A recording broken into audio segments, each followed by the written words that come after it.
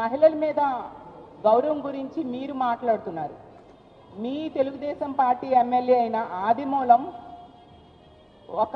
ఒక మహిళ ఇబ్బందులు పడి ఇక్కడ ప్రెస్ మీట్ పెడితే ఆమెకు రక్షణ ఉండదని పక్క రాష్ట్రానికి వెళ్ళి ప్రెస్ మీట్ పెడితే కనీసం అతని మీద కేసు పెట్టారా?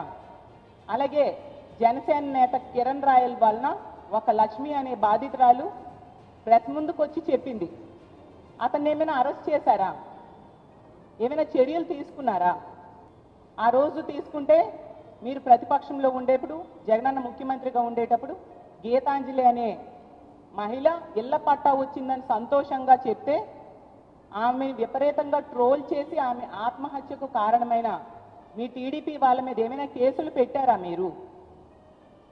ఎంత నీచమైన చరిత్ర అంటే, మొన్ననే ఒక చిన్న పాప జగనన్న మీద అభిమానం చూపిస్తే ఆమెను దారుణంగా ట్రోల్ చేయడమే కాకుండా తల్లిని కూడా మార్చేసి ట్రోల్ చేశారు. మరి వాళ్ళ మీద ఏమైనా మీరు కేసులు పెట్టారా? మీరు ఆ మహిళల మీద గౌరవం కోసం మాట్లాడుతూ ఉన్నారు. ఈరోజు ఈ రాష్ట్రంలో ఉన్న మహిళలు ఎంతగా ఇబ్బంది పడుతున్నారో ఏ మహిళని అడిగినా చెప్తారు. మహిళలకి రక్షణ లేదు, ఇంటి నుంచి బయటికి వెళ్తే కూడా వారికి కనీసం రక్షించే నాదుడు లేని పరిస్థితి ఈరోజు ఈ రాష్ట్రంలో ఉంది.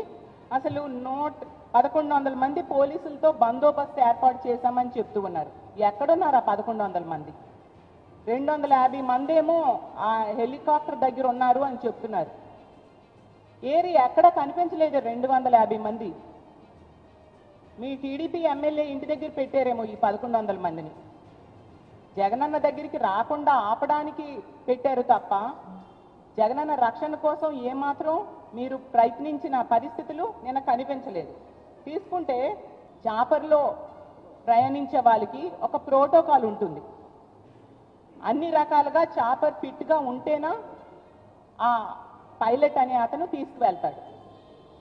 ఎంత దారుణంగా ఆవిడ మాట్లాడుతూ ఉన్నారంటే, పైలట్ వెళ్ళిపోవడానికి పర్వాలేదు, జగన్మోహన్ రెడ్డి గారు ఎందుకు వెళ్ళలేదు అనేసి.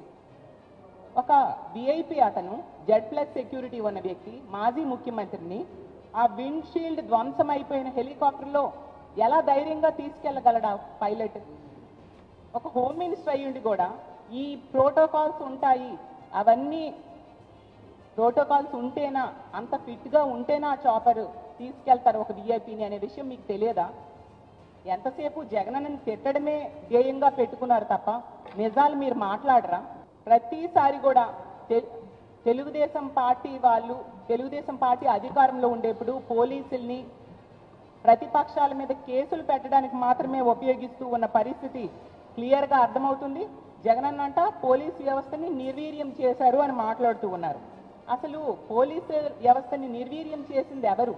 ఈరోజు తీసుకుంటే ఒక్క హోంగార్డ్నైనా మీరు నియమించారా? మీరు అధికారంలోకి వచ్చాక ఒక్క పోలీస్కైనా ఐఆర్ కానీ, పిఆర్సీ కానీ, డిఏ కానీ మీరు వేశారా అని నేను అడుగుతూ ఉన్నాను. అసలు పోలీసుల్ని ఎంతసేపు కూడా రెడ్ బుక్ రాజ్యాంగం కోసమే వాడుతూ కక్ష సాధింపు చర్యలకు మాత్రమే వాడుతున్నారు తప్ప ఎక్కడైనా వాళ్ళకి స్వాతంత్రంగా పనిచేసుకునే అవకాశం మీరు ఇచ్చారా అని నేను అడుగుతూ ఉన్నాను. అసలు పోలీస్ వ్యవస్థని కరెక్ట్గా పనిచేయనిస్తే ఈరోజు ఈ రాష్ట్రంలో డ్రగ్స్ ఎంతగా విచ్చలవిడిగా దొరుకుతాయా? మొన్ననే అనుకున్నాం, సాక్షాత్తు ముఖ్యమంత్రి గారు నివాసం ఉంటున్న ప్రాంతంలోనే మంగళగిరి ఏరియాలోనే డ్రగ్స్ దొరికాయి. అంతకుముందు అదే జిల్లా హెడ్ క్వార్టర్ అయిన గుంటూరులో డ్రగ్స్ దొరికాయి. అలాగే తీసుకుంటే పోలీసుల్ని నిర్వీర్యం మీరు చేశారు కాబట్టే ఈరోజు రోజుకి 70 మంది మహిళలు, చిన్నారుల మీద అఘాయిత్యాలు జరుగుతూ కేసులు నమోదవుతున్నాయి.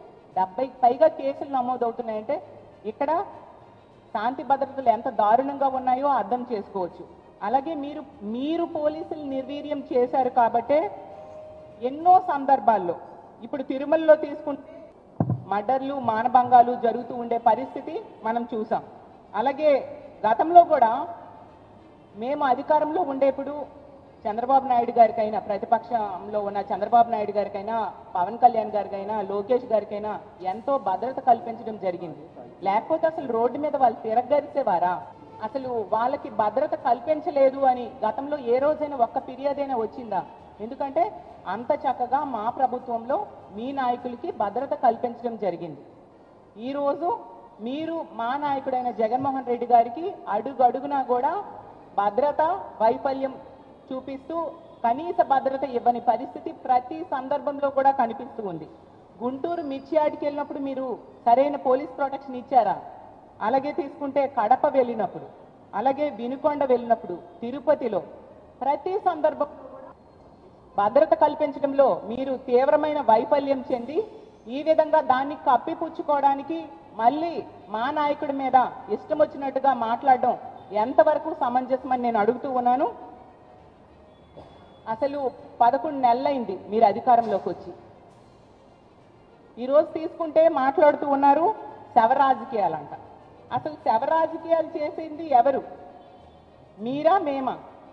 ఆ రోజు తీసుకుంటే మాచర్లలో రౌడీ షీటర్ను ప్రత్యర్థులు హత్య చేస్తే వెళ్ళి పాడిమో గతంలో ఎక్కడ ఏ అమ్మాయి మీద ఏది జరిగినా కూడా అప్పుడు మా ముఖ్యమంత్రి గారి మీద అబాండాలు వేస్తూ మాట్లాడిన నీచ రాజకీయం శవ రాజకీయం మీది కాదా నేను అడుగుతూ ఉన్నాను.